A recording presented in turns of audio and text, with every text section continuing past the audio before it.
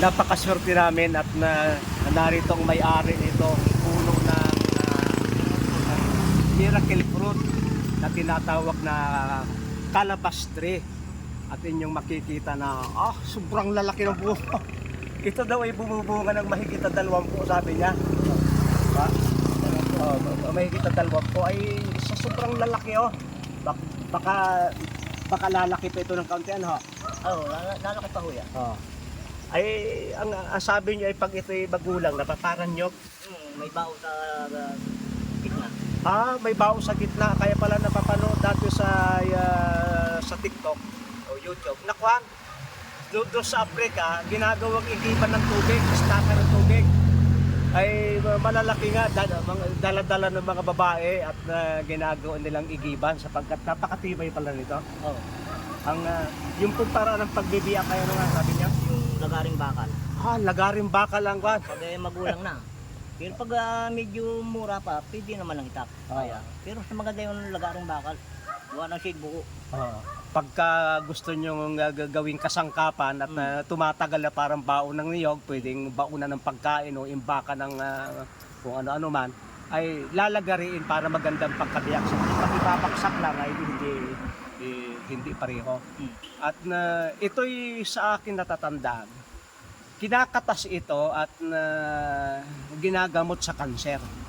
Kasi pagka ang lamay maputi, pagka tinatas, nagbabago ang kulay. Nagiging violet. Ang para ng pagpaparami ay ito lang. Sanga. Yun ang paraan ng pagpaparami. At ilang taon bago ito magbunga? Bali yun niya po ng mga 4. 4 na taon ay magbubunga na. At baka pagka ito magugulang na eh. Basta magugulang na itatanim. At ito pati kahit yung mga ganyan lang ang bilis tumubo niyan. Lalo kung mayroon kayong sistema ay nakakatuwa at ang pagpitik daw ay parang buko. Kung kayo nakaranas pumitik ng buko, ay kapag gayo na yung tunog ay magulang na. At mas matingkad ang kanyang kulay, medyo pagmura pa ay ganyan. Ano kaya rin? Bunga din? Oo, titignan nyo. Merong kasunod na bulaklak pa ito, bunga. Bunga yan. Yung pwede yan, sa puno. Marami na palang kasunod. Isa, Ito. 2. Meron pa ito. Ay, hanggang puno pala yung namumunga yan. Yun. Hanggang puno. Yun po ang kanyang... Ay, marami. Ang daming kasunod. Yan. Napakaswerte niya at kayo meron ganitong puno. Napakarami. Ay kaya, kung kayo din lamang ay mahilig maghalaman, ay kayo magtanim na nito sapagkat ang tibay pala ng puno nito. Napakatibay ng puno. Saka pansin ko ay hindi siya bumubunga sa dulo, sa katawan lang. Meron din bibihira. Ang kalimitan po sa puno. Sa mga kayan. Bibihira po yung nasa dulo. Ay ito pala hindi ko alam na magalit. Hindi ko na paghahawakan na rin. Ang dami palang Yung bunga parang na rin. pinakambukong yan, yung ganito. Parang lagi may bunga sa isang taon, ano? Hindi wala pong tigil ho yan. Ayun, hindi siya nawawala ng bunga at 4 na buwan pagka buko ay magulang na siya. 4 na buwan. Yan yung mamarkahan, lalagay ng date. At alam niyo kung paano ito yung kalabas. Ito ay ginagamot sa kanser, sa high blood, panlinis ng dugo.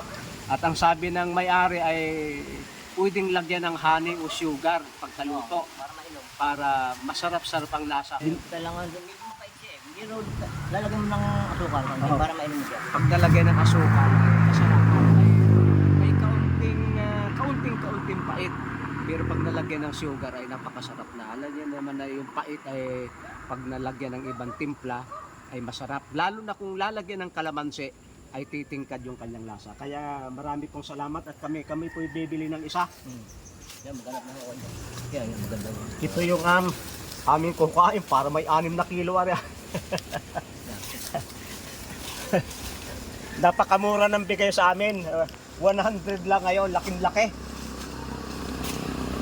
Pag ako'y mayroon nito, yung mga gaganda rin, gugulayin ko. Siguro yung masarap na gulay ito.